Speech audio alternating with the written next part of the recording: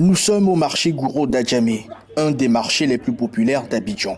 C'est ici que Ouattara et ses ouvriers vendent des ignames pour le marché local.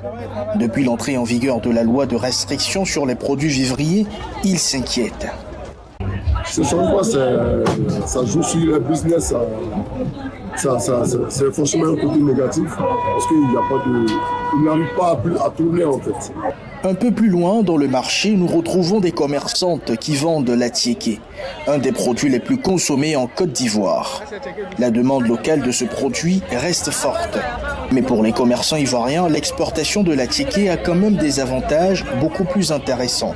Bien que la mesure de restriction ait pour effet de garantir une sécurité alimentaire, elle n'a néanmoins aucun impact sur la production de certains produits vivriers.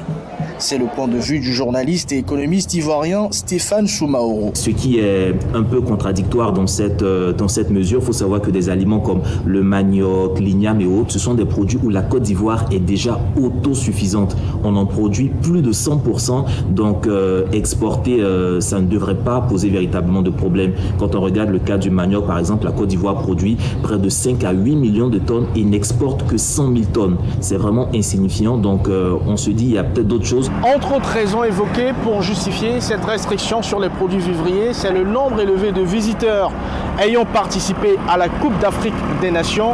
1,5 million de personnes au total ont été répertoriées pendant cette compétition. S'ensuit une saison sèche à venir dans les prochains mois. Ange Michel Omignon pour VOA Afrique à Abidjan.